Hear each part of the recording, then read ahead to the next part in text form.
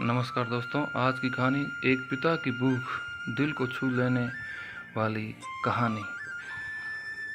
5:30 बजे ऑफिस ख़त्म होने के बाद मैं सीधा घर नहीं गया था, क्योंकि मुझे मेरे दोस्त का फ़ोन आया था जिसने मुझे राजा रानी बड़ा पाव की सबसे सामने मलाड में रुकने के लिए कहा था। उसे कुछ शॉपिंग करनी थी, इसलिए उसने कहा था तुम रुकना, साथ में जाएंगे। हम दोनों हमेशा एक साथ ही शॉपिंग करने जाते थे।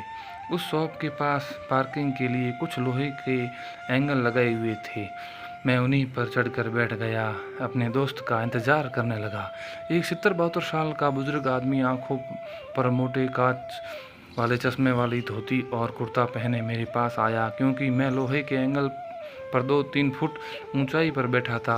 उसने मेरे घुटनों को छुआ और बोला, बेटा एक बड़ा पाव खरीद कर दे दोगे तो बहुत अच्छा होगा, बहुत ज़्यादा भूख लगी है। मैंने जब उसे बूढ़े आदमी की तरफ देखा तो वह मुझे रोजाना दिख रहा है, भिखारियों में से नहीं लगे। उन्हें देखकर ऐसा भी नहीं लग रहा था कि वह हर दिन भीख मांगते होंगे।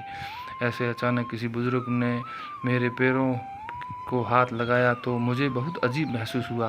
मैं तुरंत एंगल से कूद कर नीचे खड़ा हो गया। मैंने अपने जेब से 50 रुपये निकाल कर उस बुजुर्ग को देते हुए कहा, अंकल आपको भूख लगी है तो यह लीजिए 50 रुपये, कुछ खा लीजिए। बुजुर्ग ने कहा, नहीं बेटा पैसा मत दो, बस एक बड़ा पार्क ला कर दे दो, इतना बस मेरे लिए ठीक है, मैं ला कर देता हूँ, आप यहीं बैठिए। कहकर मैं राजा रानी हूँ बड़ा पाव की दुकान में गया और एक बड़ा पाव खरीद कर लाया और बुजुर्ग को खाने के लिए दिया। बुजुर्ग नीचे बैठकर बड़ा पाव खाने लगे। मेरी तरफ देखकर वह बोले, ऊपर मत बैठो, गिर जाओगे, यहाँ बैठो, मेरे पास कोई साथ बैठेगा तो मुझे भी 2 निवाले अच्छे से खाए जाएंगे। मैं उनका कहना टाल नहीं पाया और उनके साथ ही बैठ गया। फिर मैंने एक ही उनसे सवाल करना शुरू किया, कहाँ से आए, कहाँ जाएंगे, किससे मिलने आए हैं, वगैरह वगैरह। मैं नागपुर से आया हूँ, एक छोटे से गांव में रहता हूँ, या मुंबई में मेरा तुम्हारे जितना उम्र का एक छोटा बेटा है, वह बड़ी कंपनी में इंजीनियर है। उससे मिलने के लिए 2 साल पहले उसकी शादी हो गई, लव मैरिज हुई। बहू पढ़ी लिखी है, नए विचारों वाली, और सास ससुर यानी कि हम पति पत्नी गवार लगते हैं, इसीलिए हमारे साथ रहना उसे अच्छा नहीं लगता।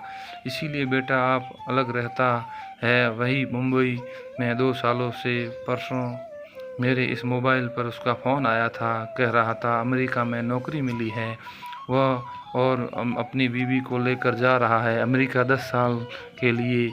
यहाँ मुंबई में था और तो 6 महीने में एक बार आता था। हम बूढ़े बूढ़े को मिलने के लिए अब कितनी दूर प्रदेश जा रहा है, एक बार मिलने के लिए आओ बोला तो अब समय नहीं बचा है, परसों फ्लाइट है, बैठकर जाना है। कहता है अब 10 साल के लिए जा रहा हूँ, पता नहीं कब तक हम जिएंगे या मरेंगे, इसलिए सोचा खुद ही कल शाम से एयरपोर्ट ढूंढ रहा हूँ। लेकिन यहाँ के लोग कहते हैं कि इस एरिए में एयरपोर्ट ही नहीं है। बुजुर्ग ने एड्रेस का वाली चिट्ठी मेरे हाथ में देते हुए कहा।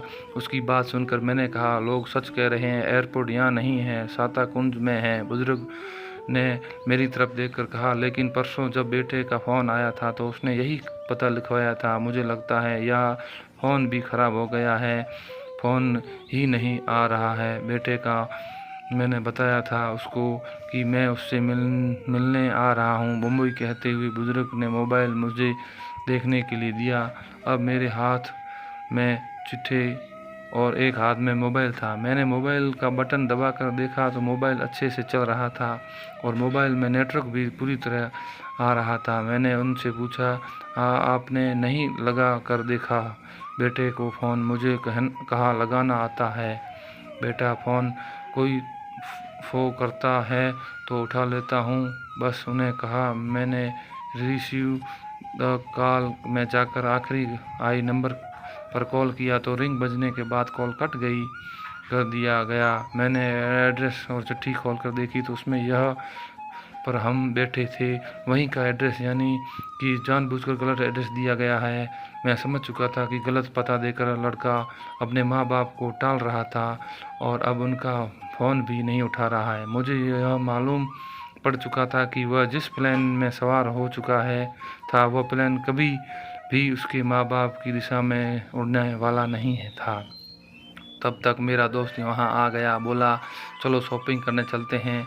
मैंने उसे 2 मिनट रुकने के लिए कहा और मैं बुज़ुर्ग की तरफ देखकर सोच में पड़ गया। मैं समझ नहीं पा रहा था कि अपने बेटे की तरफ से होने वाली धोखेबाजी या बुज़ुर्ग समझ नहीं पा रहे थे या फिर खुद का बच्चा उनसे साथ ऐसा व्यवहार करता था, यहाँ वह स्वीकार नहीं कर पा रहे थे।